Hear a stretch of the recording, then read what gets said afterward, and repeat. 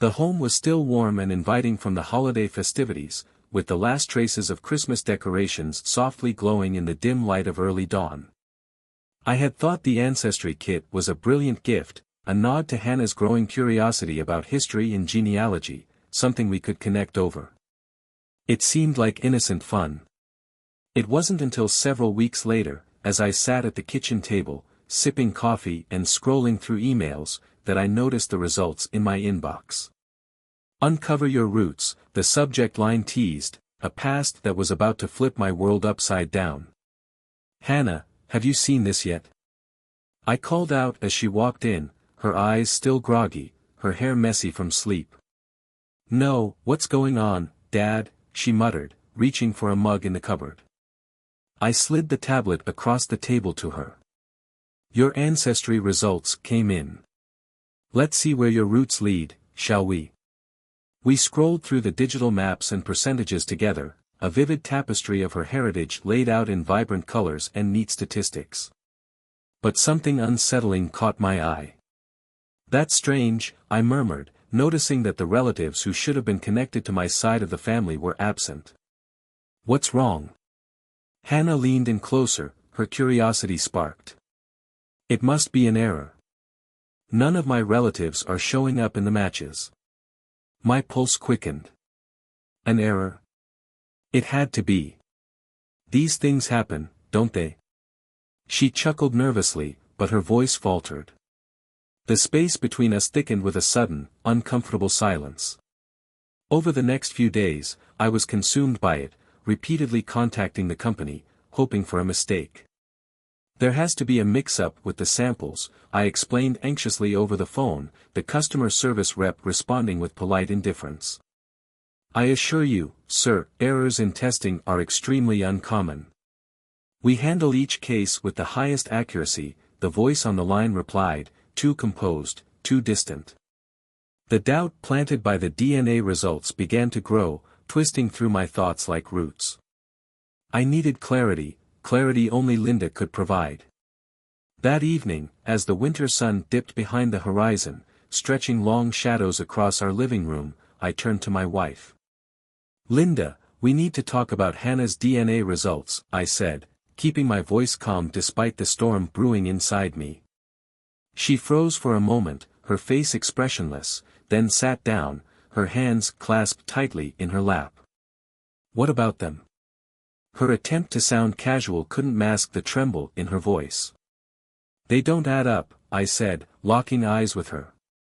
Hannah, she might not be mine. Linda glanced away, a tear slipping down her cheek. John, No, I cut her off, the weight of the truth pressing heavily on my chest. Just tell me, is Michael Porter her father? The room spun as she gave the smallest of nods, an admission that shattered the stillness. Yes. The foundation of our 20-year marriage quaked beneath the weight of her whispered confession.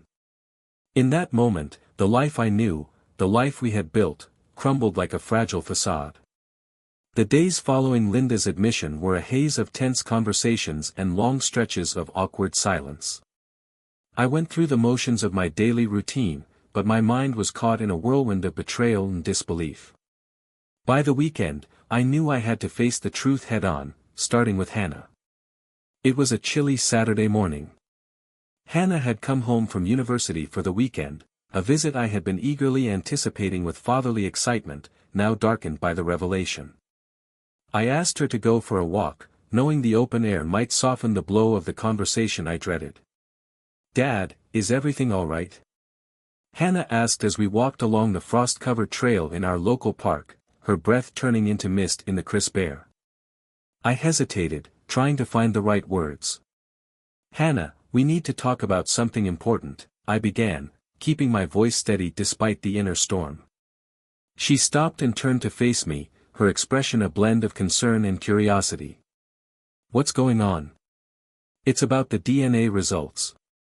My voice faltered slightly as I saw the worry cross her face, the seriousness of my tone sinking in. Hannah's eyes widened, a flash of realization flickering across her face. What about them? I paused. The next words felt heavier than anything I had ever said before. They show that I might not be your biological father.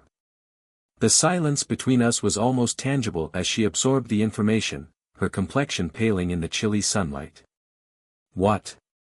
How do you know for sure? Her voice was barely a whisper, her usual calmness slipping away. Yes, I contacted the company, and they confirmed the results are accurate.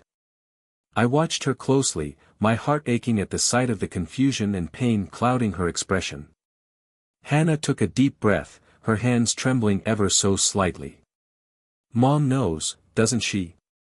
It wasn't really a question, it was more of a realization, her instincts putting the pieces together. Yes, she does. And there's more, Michael Porter is your biological father. The words lingered between us, stark and undeniable. She staggered slightly, as though the revelation had physically struck her. Michael? Mom's boss Michael? Her voice climbed with disbelief and anger. Why didn't she tell me? Why didn't you tell me? I only found out recently, just like you, I explained softly, reaching out to steady her, and though hesitant, she allowed me to. How could she do this to us?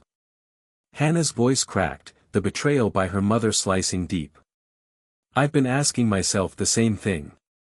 We continued walking, our steps slow, weighed down by the shared burden of grief and heartache.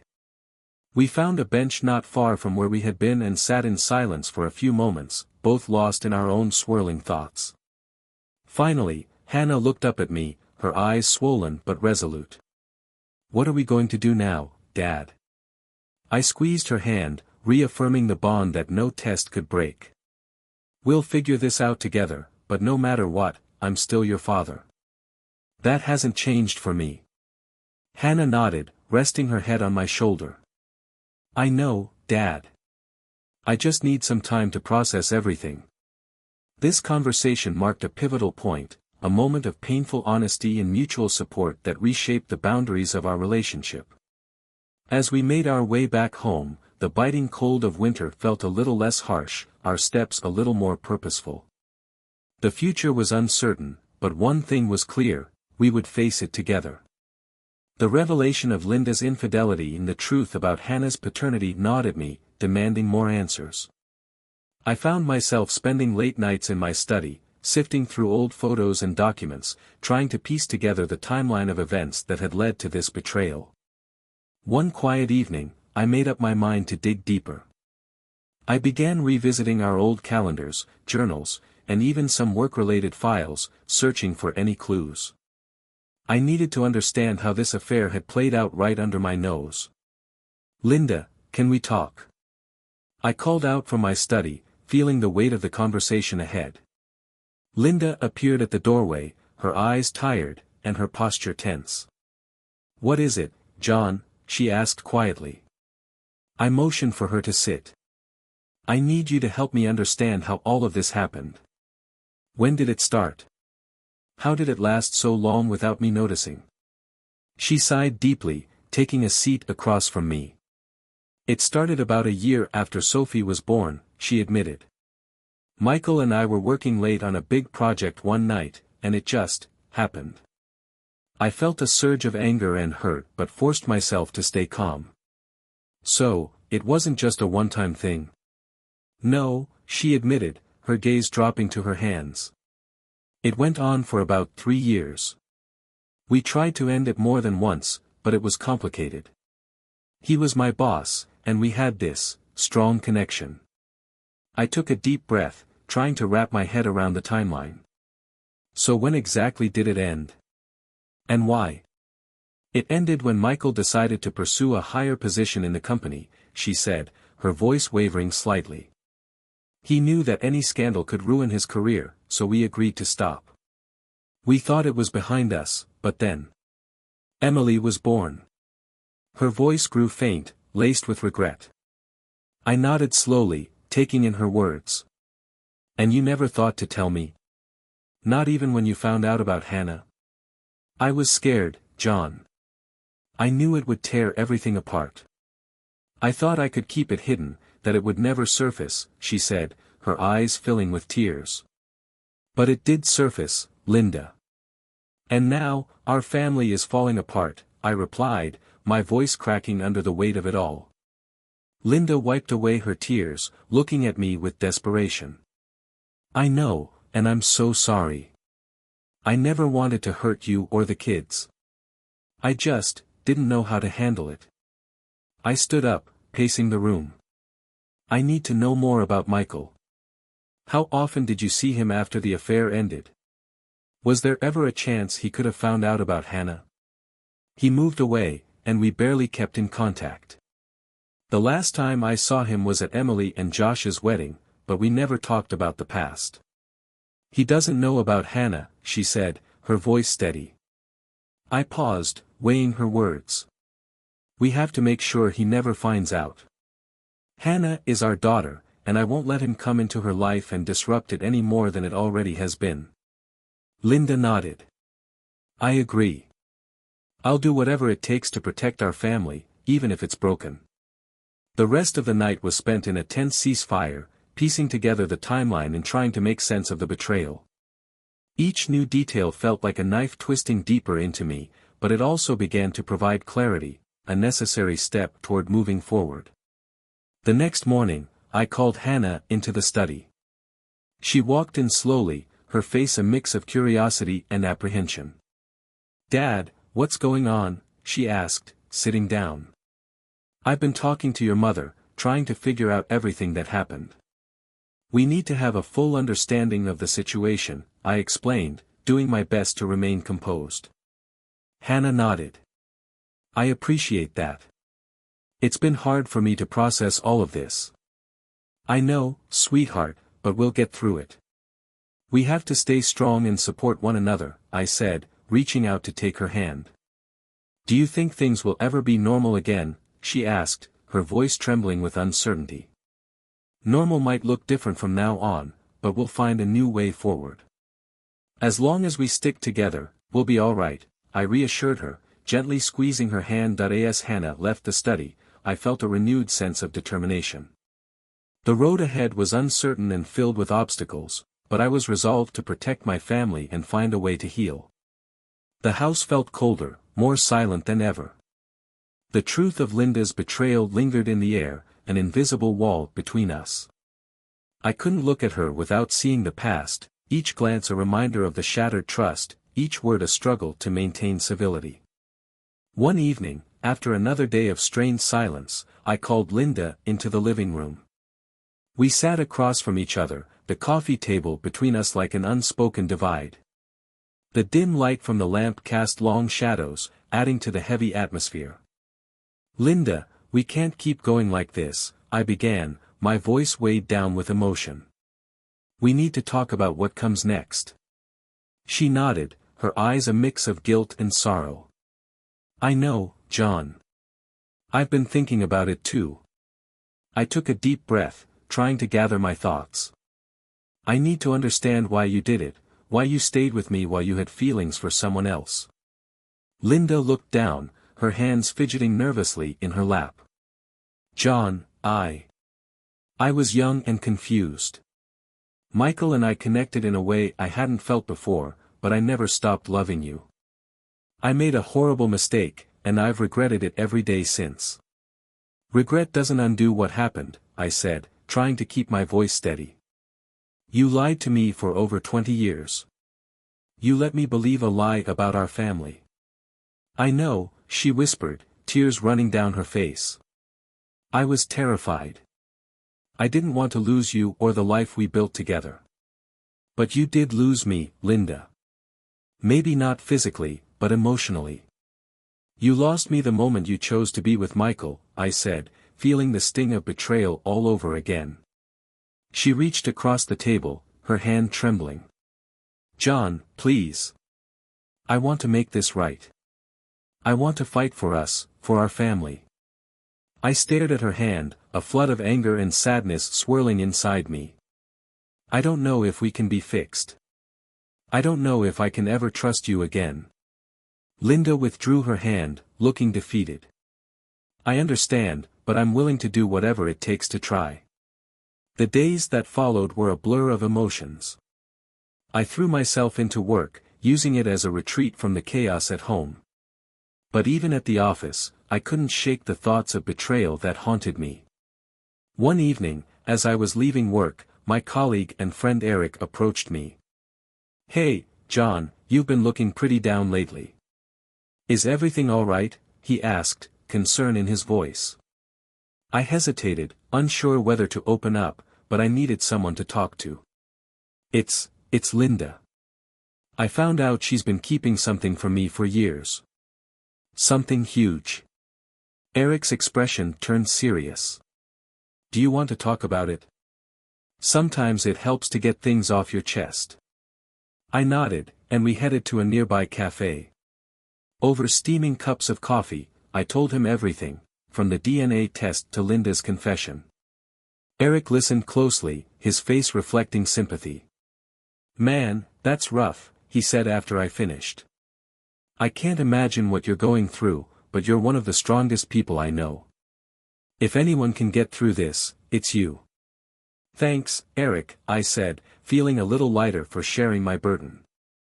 "I just don't know what to do. Part of me wants to fight for my family, but another part of me feels like it's over." "Take your time," he advised. "You don't have to decide right now. Just focus on what feels right for you." That night, I returned home with a clearer head. I found Linda sitting in the living room, a book in her lap but her eyes distant. She looked up when I walked in, her expression full of hope. "John, can we talk?" Linda asked softly. I nodded and sat down across from her. "I've been thinking a lot about us, about everything. I spoke with Eric today, and he helped me see things a little more clearly." Linda looked relieved. "What did you decide?" "I haven't made any final decisions yet," I admitted. "But I think we need to take things step by step. We need to rebuild trust, if that's even possible, and it's going to take time." She nodded, tears welling up again. "I'm willing to do whatever it takes, John. I just want a chance to make things right." "We'll see," I replied, my tone cautious but not without a hint of hope. "For now, let's focus on being honest with each other. No more secrets." Linda agreed, and we spent the rest of the evening talking, really talking, for the first time in weeks. It was a small step, but a necessary one toward finding a way forward. In the aftermath of her confession, the path ahead remained uncertain, but for the first time, there was a glimmer of hope that we might find a way to navigate it together. The conversations with Linda were a start, but that's all they were, a beginning. Each day brought its own set of challenges, and despite our efforts to communicate, the distance between us still felt overwhelming. I struggled with the decision of whether to stay or leave, and the weight of that choice bore down on me more and more with each passing day. One evening, after another tense and silent dinner, I withdrew to my study.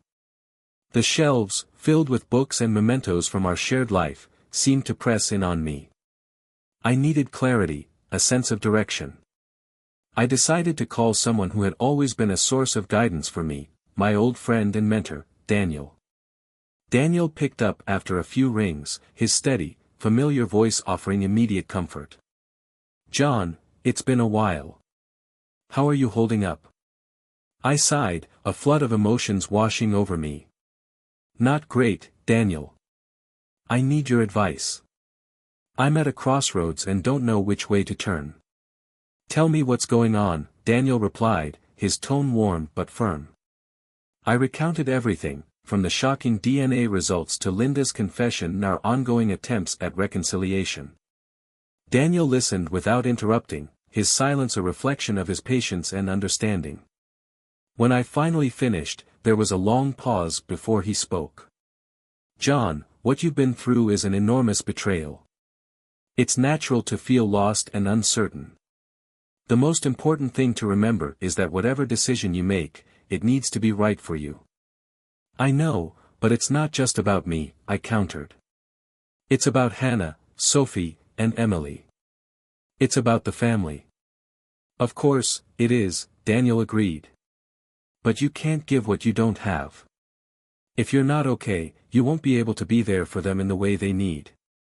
You have to take care of yourself first. I nodded, even though he couldn't see me.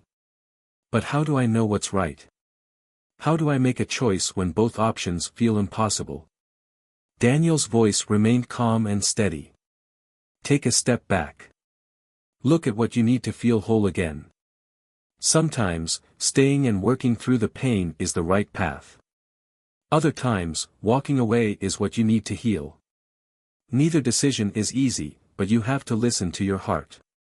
His words resonated with me, bringing a clarity I hadn't felt in weeks. Thanks, Daniel. I think I really needed to hear that. Anytime, John. Remember, you have the strength to get through this, no matter what you decide, Daniel said, his faith in me unwavering. The next morning, I woke up with a renewed sense of direction. I decided to take a day off from work to clear my mind and sort through my thoughts. I spent the morning walking through the nearby nature trail, the crisp air and peaceful surroundings offering a much-needed break from the whirlwind of emotions I had been dealing with. By the time I got back home, I felt more centered. I found Linda in the kitchen, making lunch. She looked up as I entered, giving me a tentative smile. Hey, how was your walk? It was good. Gave me some time to think, I said, sitting down at the table. John, I've been doing some thinking too, she started, her voice trembling slightly. I know I've hurt you deeply, and I can't undo what's happened. But I want to do everything I can to make things right. I want to fight for our family. I looked at her, seeing the sincerity and desperation in her eyes. Linda, I appreciate that. But I need to be honest. I'm not sure if I can ever fully move past this. The trust we had, it's broken. Tears welled up in her eyes, but she nodded. I understand. And if you decide you can't stay, I'll respect that. But I want you to know that I love you and always will. I reached across the table, taking her hand in mine. I love you too, Linda. But sometimes love isn't enough to fix what's been broken. I need some time to figure out what's best for me, for us, and for the kids. She squeezed my hand, tears flowing freely now. Take all the time you need, John. I'll be here, no matter what you decide. That evening, I called a family meeting. Sophie and Barry, who were home for the weekend, gathered with us in the living room. Hannah, who had been much quieter since the DNA revelation, sat next to me. I wanted to bring you all together because we need to talk about what's been happening, I began, feeling the weight of their expectant stares. You all know about the DNA test and what it revealed. Your mom and I have been trying to work through it, but it's been really hard. Sophie, always the most vocal of the three, spoke up first. Dad, whatever you decide, we've got your back. We just want you to be happy. Barry nodded in agreement. Yeah, we love you both. We just want what's best for you. Hannah, who had been silent up until then, looked at me with tearful eyes. Dad, I just want us to be a family. But if that can't happen, I get it. I took a deep breath, feeling a calmness settle over me. Thank you. Your support means everything. I'm going to take some time to think about what's next, but no matter what happens, we'll always be a family. We'll get through this together. As the meeting came to a close, I felt a peace I hadn't experienced in weeks. The decision still loomed over me, but knowing I had my children's support gave me the strength to face whatever was ahead. The days that followed were filled with quiet reflection. I reached out to a therapist, seeking professional help to navigate the complicated emotions and decisions in front of me. Each session brought new clarity, helping me untangle the web of feelings and potential paths forward. One evening, after a particularly eye-opening session, I sat down with Linda. I've made a decision, I began, my voice steady. She looked at me, her eyes wide with anticipation. What is it, John? I've decided to file for divorce, I said, feeling a wave of relief mixed with sorrow. It's not an easy choice, but I believe it's the right one for both of us. Linda nodded, tears streaming down her cheeks. I understand. I want you to be happy, John. And if this is what it takes, I'll support you. We spent the next few weeks sorting through the logistics of our separation. We agreed to keep things amicable for the sake of the kids, who continued to show an incredible amount of strength and maturity as we navigated the ordeal. As the paperwork was finalized and the reality of our new lives settled in, I felt a sense of closure. The decision for change had been hard, but it was necessary. It marked the beginning of a new chapter, one full of uncertainty, but also with hope for healing and new beginnings. Even though the divorce gave some clarity, it left a flood of unresolved emotions and lingering questions. One crucial piece of unfinished business was Rob. I needed to confront the man who, unknowingly, had played a significant role in tearing my life apart. I had avoided this confrontation for too long, and it was time to face it head-on. I called Rob's office to set up a meeting, requesting a personal and private discussion. To my surprise, he didn't hesitate, suggesting we meet at his house the following Saturday. The drive over was tense, with my mind racing, trying to figure out what to say and how to handle the situation. Rob greeted me at the door with a firm handshake, his demeanor composed and calm. John, come in. Please, make yourself comfortable, he said, gesturing toward a stylishly decorated living room. I took a seat, feeling the weight of the moment pressing down on me. Rob sat across from me, his expression serious yet polite. Thank you for agreeing to meet with me, Rob. This isn't an easy conversation to have. I understand, John. I appreciate your willingness to talk. Let's address the matter directly, Rob replied, his tone respectful and even. I took a deep breath, steadying myself. Rob, I recently found out that Hannah is your biological daughter. This news has completely upended my life, and I need to know your side of the story. Rob's eyes widened in genuine shock, surprise etched into his face. I had no idea, John. I swear, I never knew. If I had known, maybe things would have been different. How could you not know? I demanded, my frustration rising. You were with my wife for 3 years. Did it never occur to you that this could happen? Rob shook his head, pain flashing across his face. We never imagined it would come to this. Linda and I, we were reckless and selfish, but I never knew about Hannah. I promise you, John. I leaned back, taking in his words. So what now? Hannah is my daughter, regardless of biology. I need to know that you won't disrupt her life. Rob nodded sincerely. I have no desire to interfere. You're her father in every sense of the word. But if, someday, she wants to know me, I'll be here for her. The tension in the room eased slightly as we both acknowledged the weight of the situation. Rob, I appreciate your honesty. But there's more, Linda and I are divorcing because of all this. It's not just about Hannah. It's about the trust that was shattered. Rob's expression shifted to one of deep regret. I'm truly sorry, John.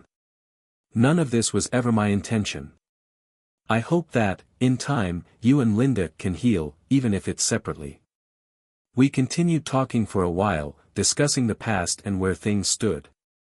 The conversation was painful, but it was necessary. Confronting Rob helped me let go of some of the anger and bitterness that had been gnawing at me for so long.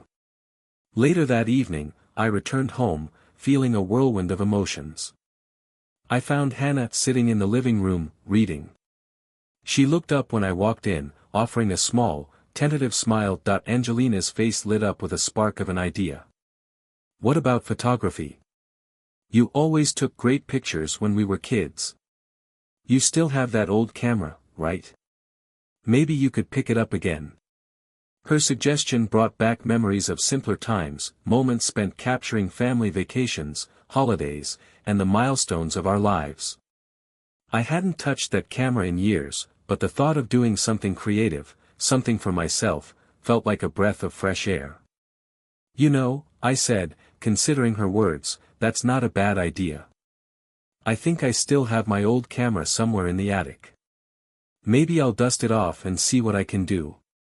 Encouraged by Angelina's suggestion, I spent the afternoon rummaging through the attic, moving aside boxes of old memories. Buried beneath forgotten photo albums and trinkets, I found my camera. It felt good to hold it again, the weight of it familiar and comforting.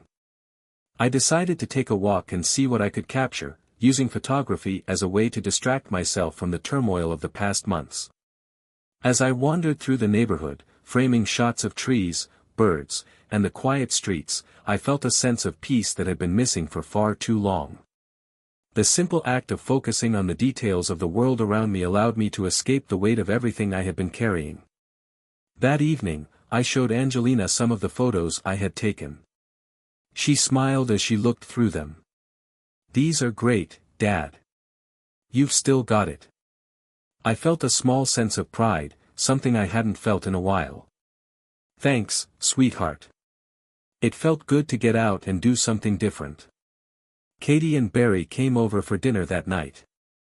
As we gathered around the table, the atmosphere was lighter than it had been in a long time.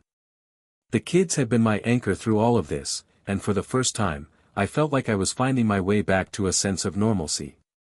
"How's the photography going, Dad?"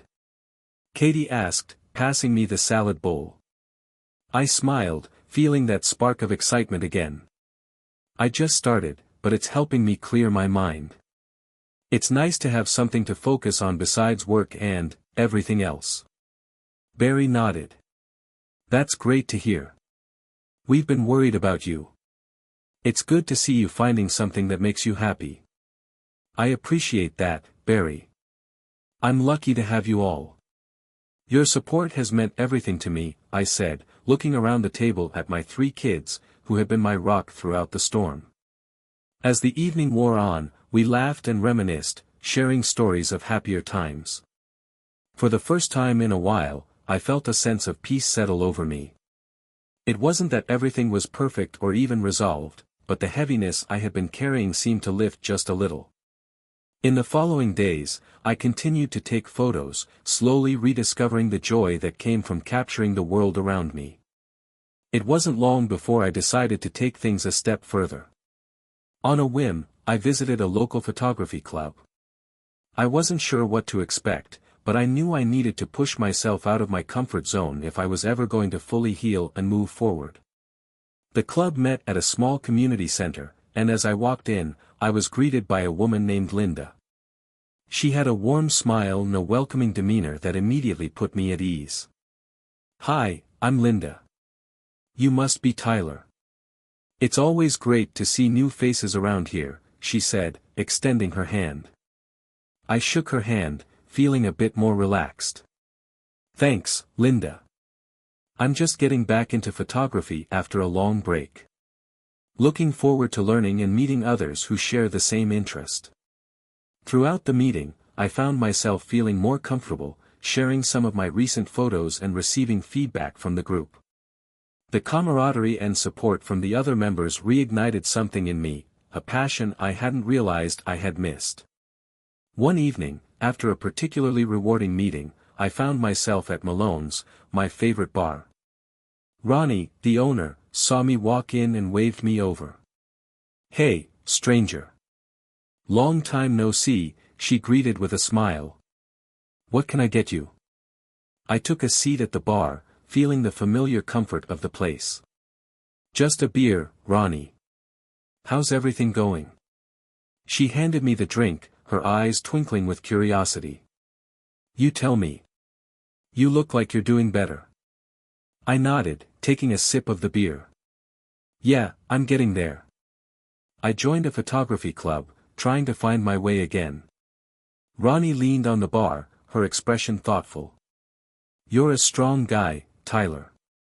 It's good to see you taking steps forward. But remember, it's okay to have bad days, too." Her words struck a chord. "Thanks, Ronnie. I appreciate the reminder. It's been a roller coaster, but I'm learning to ride it." We chatted for a while, and for the first time in what felt like ages, I felt a sense of normalcy returning. As I walked home that night, the quiet streets seemed less overwhelming. I realized that this period of limbo wasn't permanent, it was just a phase, a necessary part of the journey toward healing and rebuilding. The next few weeks were filled with small victories. I reconnected with old friends, explored new places with my camera, and even started volunteering at a local community center. Each step brought me closer to a new normal, one where I could find peace and happiness despite the challenges of the past. We chatted for a while, and for the first time in a long while, I felt a sense of normalcy returning. The bar, the conversations, the simple act of just being present, it all helped. As I walked home that night, the air felt crisp but refreshing, and for once, the quiet didn't feel suffocating. Life had slowed down, and though it wasn't perfect, I was finally beginning to settle into a new rhythm. The following weeks brought more of the same, small victories. I attended the photography club regularly and found myself enjoying the sense of community it offered. Meeting new people and sharing a creative passion helped pull me out of the mental fog that had hung over me for so long. I began to see the world through a different lens, literally and figuratively. One afternoon, as I sorted through the photos I'd taken, I realized how much this new hobby had become a part of my healing process. Capturing moments in time helped me appreciate the small things I had been overlooking. I had spent so long consumed by the pain of betrayal and the confusion of what came next that I forgot how important it was to focus on the here and now. I decided to visit Linda at the photography club and show her some of my latest work. "Tyler, these are amazing," she said, flipping through the photos. "You have a real eye for this. Have you ever considered doing a small exhibition of your work?"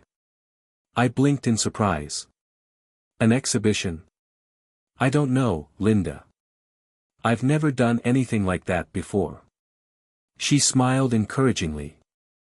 "There's a first time for everything. Plus, it could be a great way to celebrate your new beginning. Think about it." The idea of putting my work out there, of sharing a piece of myself with others, was both terrifying and exciting. But the more I thought about it, the more it felt like the right thing to do. Maybe it was time to take another step forward, to embrace this new chapter of my life fully. "You know what, Linda? I'll think about it. It could be a good way to start the new year," I said, feeling a growing sense of excitement. As the days passed, I found myself more and more drawn to the idea of the exhibition.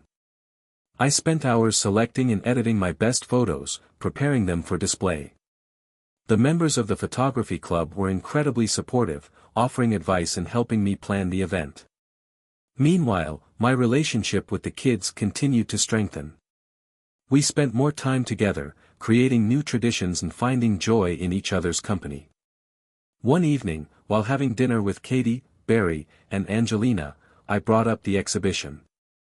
"I've decided to hold a small exhibition of my photos," I announced, trying to sound casual.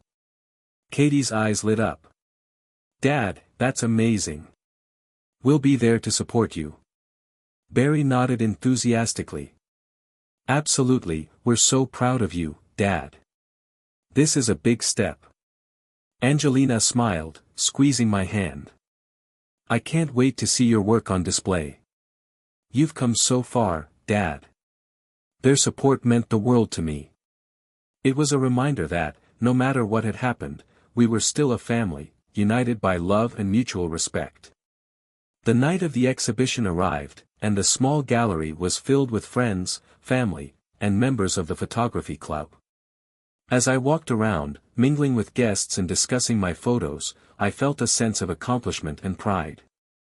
This event wasn't just about showcasing my work, it was a celebration of my journey, my resilience, and my new beginning. Linda approached me with a proud smile on her face. "Tyler, this is wonderful. Look at all these people who came to support you." I smiled back, feeling warmth in my heart. "Thank you, Linda. I couldn't have done it without your encouragement." As the evening progressed, I found myself talking to an art critic who had attended the exhibition out of curiosity. He was impressed by my work and suggested I consider submitting my photos to a local art competition. "Your photos capture emotion and depth," he said, studying one of my favorite shots. "You have a unique perspective that deserves recognition." I was humbled by his praise. "Thank you. I'll definitely consider it." By the end of the night, I was overwhelmed with gratitude. The support from my friends, family, and even strangers was a testament to the power of resilience and the importance of embracing new opportunities. A few weeks later, I received a call from the organizers of the art competition. My photos had been selected as finalists, and they wanted to feature them in their annual showcase. It was a dream come true, and I couldn't wait to share the news with the kids. We gathered for a celebratory dinner, the atmosphere filled with excitement and pride. "Dad, this is incredible!" Katie exclaimed. "You deserve this so much." Barry raised his glass. "To new beginnings and new achievements." "We're so proud of you, Dad." Angelina smiled, her eyes shining with happiness. "You've shown us what it means to be strong and to keep moving forward, no matter what." As we toasted to the future, I felt a deep sense of contentment. The journey had been challenging, filled with heartache and uncertainty, but it had also been transformative. I had discovered new passions, built stronger relationships, and found a sense of purpose that I hadn't felt in years. That night, as I sat on the porch, looking up at the stars, I reflected on how far I had come. The pain of the past had shaped me, but it didn't define me. I was ready to embrace the future with all its possibilities and challenges, knowing that I had the strength to face whatever came my way. Life was full of new beginnings, and this was just the start. With my camera in hand and my heart open to new experiences, I felt ready to take on the world, one step at a time. "I've decided to hold a small exhibition of my photos," I announced, trying to sound casual but unable to hide the excitement in my voice. Katie's eyes lit up immediately. "Dad, that's amazing. We'll be there to support you." Barry nodded, a grin spreading across his face. "Absolutely, Dad. This is such a big step. We're really proud of you." Angelina, who had been quiet for most of the dinner, smiled softly and reached for my hand. "I can't wait to see your work on display, Dad. You've come so far." Their words filled me with a warmth I hadn't felt in a long time. Knowing that my children stood by me during this new chapter gave me the courage to keep moving forward, despite the uncertainties. No matter what had happened in the past, we were still a family, united in our love for each other. As the night of the exhibition approached, I found myself both nervous and excited. The small gallery was buzzing with activity as I made the final preparations. Friends, family, and members of the photography club gathered to support me, filling the room with a sense of warmth and encouragement. As I walked around the gallery, mingling with guests and discussing the photos on display, I couldn't help but feel proud of how far I'd come. This wasn't just an exhibition of my work, it was a celebration of my journey, my healing, and my resilience. At one point, Linda approached me, her face beaming with pride. "Tyler, this is wonderful. Look at all these people who came to see your work. You've created something special here." I smiled, feeling the weight of the moment settle in. "Thank you, Linda. I couldn't have done it without your support. I wasn't sure if I could pull this off, but seeing everyone here, it means the world to me." As the evening progressed, I found myself in conversation with an art critic who had attended the exhibition. He seemed genuinely impressed by my work, offering thoughtful praise as he studied one of my photos. "Your photography captures a raw emotion that's hard to find," he remarked, his eyes lingering on one of my favorite pieces. "You have a unique perspective, and I think it deserves to be recognized. Have you considered submitting your work to larger competitions?" I was floored by his comments. "I hadn't thought about that, honestly," I admitted. This exhibition felt like such a huge step for me already. He nodded, his expression encouraging.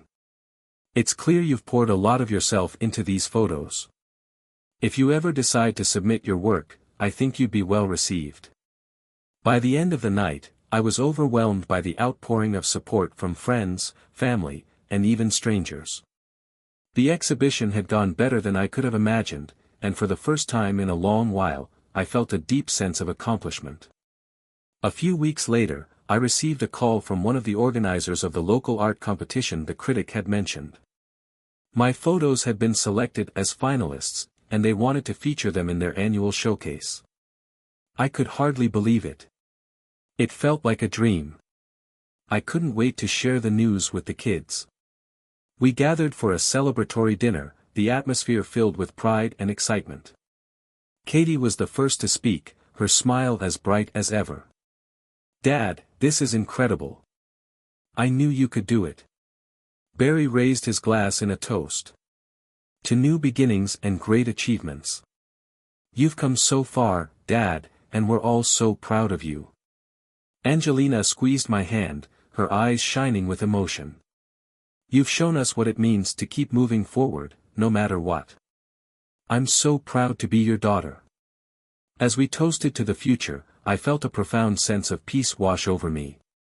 The journey had been long, filled with heartache, challenges, and moments of doubt. But it had also brought transformation, strength, and new opportunities one hadn't seen coming. Later that evening, as I sat on the porch under the clear night sky, I reflected on how far I had come.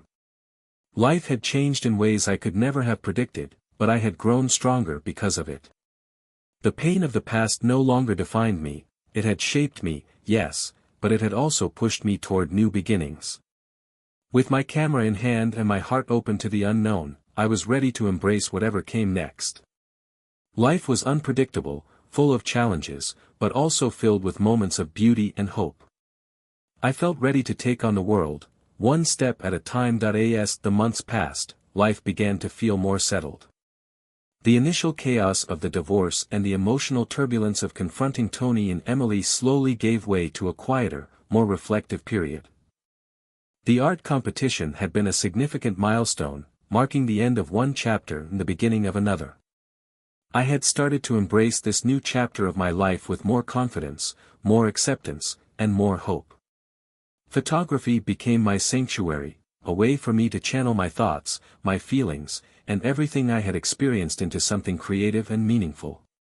Each shot I took was a reminder of the beauty that still existed in the world, even amidst personal trials. It was through the lens that I began to see things with a new perspective. Life had its challenges, but it also had its joys, and I was starting to focus more on the latter. One day, as I was editing some of my latest work, Angelina came into the room, holding her laptop.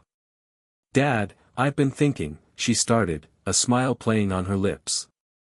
I turned to her, intrigued. "What about?" She sat down next to me. "You've come such a long way, and I'm so proud of you. But I think it's time you started thinking bigger. What if you started teaching photography?" Her suggestion caught me off guard. "Teaching? I don't know, Angelina. I've never thought of myself as a teacher." She shrugged, clearly undeterred by my hesitation. "But you've got so much experience now, and you have a way of seeing the world that other people could learn from. You've always been patient with me, and I think you'd be great at it." The idea swirled in my head. Teaching wasn't something I had considered, but there was something about the prospect that excited me. It was a new way to share my passion, a way to give back and perhaps help others the way photography had helped me. "I'll think about it," I said, though a small part of me was already starting to entertain the possibility. In the weeks that followed, the idea of teaching photography took root. I started small, offering a few workshops at the local community center. To my surprise, the classes filled up quickly, and soon I was teaching regularly. It was a different kind of fulfillment, sharing my knowledge and seeing others discover the joy of capturing the world through a lens. One afternoon, after wrapping up a particularly lively session with my students, I bumped into Linda. She had attended one of the workshops, her support unwavering since the exhibition. "You really have a knack for this, Tyler," she said, smiling warmly. You're a natural. I chuckled. I'm still getting used to it. But it feels good, being able to help others find something they're passionate about. Isn't that what life's all about? She asked, her tone thoughtful. Finding what makes you happy and sharing it with others. Her words resonated with me. Life had taken me on a path I hadn't expected, but I was learning to embrace it, to find joy in the present and to appreciate the journey, no matter how unpredictable it was. As I stood in front of the class the following week, explaining the nuances of composition and lighting, I realized how far I'd come. The pain of the past hadn't disappeared, but it no longer controlled me. I had found new ways to channel that energy, new ways to heal, and in doing so, I had built a life that was both fulfilling and meaningful. Later that evening, as I sat on the porch, camera by my side, I reflected on the journey that had brought me here. The quiet moments, the laughter with my children, the joy of rediscovering my passion, it all filled me with a sense of peace. Life wasn't perfect, but it was mine, and I was determined to make the most of it. With each passing day, I grew more confident in the choices I had made. I was no longer defined by the mistakes of the past or the heartache I had endured. I was defined by how I had chosen to move forward, one step at a time, with my camera in hand and my heart open to all the possibilities that lay ahead. That I listened intently, sensing the weight of her emotions over the phone. "That's good, Angelina. I'm glad you were able to have that conversation," I said, trying to gauge her mood. "How do you feel now?" There was a pause before she answered. "I'm not sure. It's still a lot to process. But I'm glad I did it. I don't think I'll have a big relationship with him, but at least now I know. I'm not wondering anymore." I nodded, even though she couldn't see me. "That's important. You faced it, and that takes strength." "Yeah, I guess so," she replied softly. "Thanks, Dad. For being there, even when I didn't know what I wanted." "Always," I said, feeling a swell of pride for her courage. "I'm proud of you." After we hung up, I sat for a while, letting the conversation sink in. It wasn't easy for either of us to navigate this strange new reality, but we were doing it, together. And in that moment, I realized that this was another turning point in our lives. Angelina's decision to meet Tony wasn't just about finding closure for herself, it was also about learning to live with the complexity of our family's story. And that was okay. Over the following months, life continued to settle into a comfortable rhythm. Angelina didn't talk much more about Tony, and I didn't push. She seemed more at peace, and that was enough for me. We had our own bond, one that no DNA test could alter. Meanwhile, my photography continued to grow into something more than just a hobby.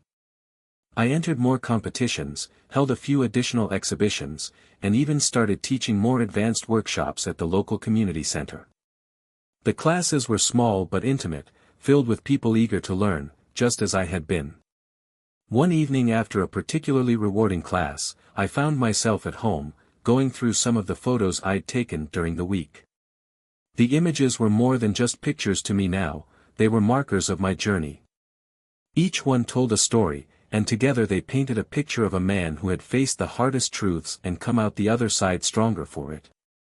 I was deep in thought when I heard a knock at the door. To my surprise, it was Linda from the photography club. She smiled warmly as I let her in. "I was just in the neighborhood and thought I'd stop by," she said casually, though there was something more in her tone, something almost thoughtful. "Sure, come on in," I said, gesturing toward the living room. We sat down, and after a few minutes of catching up on the latest club happenings, Linda turned the conversation toward me. "Tyler, I've been meaning to say something," she began, her voice hesitant but sincere. "I've watched you grow so much over the past year, both as a photographer and as a person. It's been inspiring to see how you've taken everything life has thrown at you and turned it into something beautiful." I wasn't sure how to respond. "Thank you," I said, feeling a little awkward but touched by her words. "It hasn't been easy, but photography has helped me find some peace." She nodded. "I can see that. But I think there's more to it than just photography. You've opened yourself up to new experiences, new relationships, and a new way of seeing the world. And that's not something everyone can do after going through what you've been through. Her words struck a chord with me. She was right. The journey I had been on wasn't just about healing from the betrayal or rebuilding my life after the divorce, it was about learning how to live fully again, how to embrace the uncertainty of life with open arms. As the evening went on, we talked about our hopes, our fears, and the things that made us feel most alive. It was one of those rare, meaningful conversations that left me feeling both vulnerable and empowered at the same time. When Linda finally left, I stood by the door for a moment, reflecting on everything. Life had taken so many unexpected turns, but I had found my footing. I was still standing. I had grown, not just as a father or as a photographer, but as a person. And that growth, I realized, was something to be proud of. As I closed the door and turned back toward the warmth of my home, I felt a quiet sense of fulfillment. The future was still unknown, but for the first time in a long time, I wasn't afraid of it. I was ready. How do you feel about it now? I asked, careful not to press too much. I think it was the right thing to do, Angelina said, her voice steady. It doesn't change anything between us, though. You're still my dad. Always have been, always will be. Hearing those words filled me with an overwhelming sense of relief and pride. Our bond, forged through both joy and hardship, was unshakable. No matter what, it had survived. As time passed, I continued to build a life that felt meaningful and fulfilling. Photography evolved from being just a hobby into a passion that connected me to people, places, and emotions I hadn't truly noticed before. It allowed me to express what words often couldn't. The depth of my experiences poured into my photos, whether it was the serenity of a landscape or the candid warmth of a family moment. Eventually, I found myself teaching photography workshops at the community center. It was something I never would have imagined doing before. But now, sharing my love for photography with others seemed like the perfect way to give back and stay connected. Yet, beyond finding new passions, this chapter of my life was about reconnection, rebuilding my relationships with the people who had always been there for me. Katie, Barry, and Angelina continued to be constants, each of them contributing their own unique support and love. One evening, we all gathered for dinner at my place, a ritual that had become frequent, one that helped anchor us as a family. As I sat at the head of the table, watching them chat and laugh, I couldn't help but marvel at how far we had come. Despite the fractures and heartache, we had found a way to heal together. It wasn't a perfect journey, but that was okay. We had built something new, something resilient, something real. The conversation flowed around me, and as I listened, a calm settled in my chest. This was what mattered: love, connection, and the strength to keep moving forward. After dinner, as we cleared the table, Katie nudged me with a grin. "So, Dad, when's the next exhibition?" "We're all waiting." I laughed, shaking my head. "You guys don't get tired of my photos, huh?" Barry joined in with a grin of his own. "Are you kidding? We're your biggest fans." Angelina, with her usual sparkle, added, "Besides, you've shown us that it's never too late for new beginnings." Looking at the three of them, I felt a deep sense of contentment and gratitude. "Well," I said, "I guess I'll have to get to work on that next exhibition." And with that, I realized something profound: no matter where life took me from here, I was ready. Ready to embrace the future, ready to face whatever challenges or joys came next, and most importantly, ready to keep growing, learning, and loving. Life, after all, is a journey of constant renewal. And now, after everything, I was finally at peace with the path I was on.